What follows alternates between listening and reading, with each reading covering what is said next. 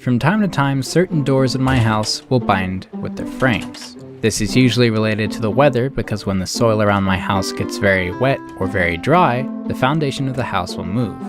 And since this door frame is perpendicular to an I-beam in my basement that supports the wall that the door frame butts into, the movement of the frame is more pronounced. It doesn't take much movement of the frame for the door to start jamming. Sometimes the gap between a door jamming or opening and closing properly can be paper thin.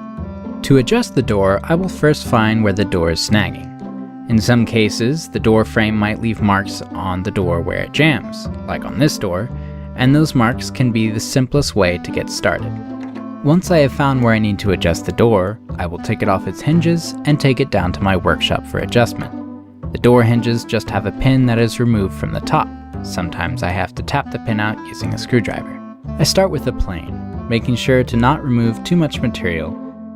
Some areas of the door are end grain, which is very hard to cut through with a plane, so I have to use a file. A file or sandpaper can make quick work of the end grain without needing to dull the blade of my plane, but I do have to be very careful with the file because it will easily round the edges and corners of the door, or chip off the veneer. Once I have planed and filed the door, I can take it back up to the frame and check it for doorness. I sometimes have to repeat the previous steps many times before I get a perfect fit, because I only want to remove what I absolutely have to get the door working again. If I see that one side of the door is much closer than another, like the top or the latch side, I might choose to make a spacer to adjust the door. If I put a spacer behind the top hinge, then that will slightly move the top of the door down and the latch side of the door closer to the frame. If I put a spacer behind the hinge on the bottom, then the opposite happens.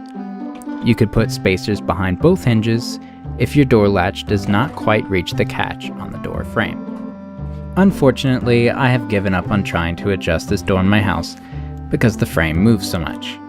When I get it just right, there'll be a big storm or drought that throws everything out of whack again. There have been times where I've fixed the door, then a week later into a dry spell, the door will jam again, and half a month later into a storm, it'll work again.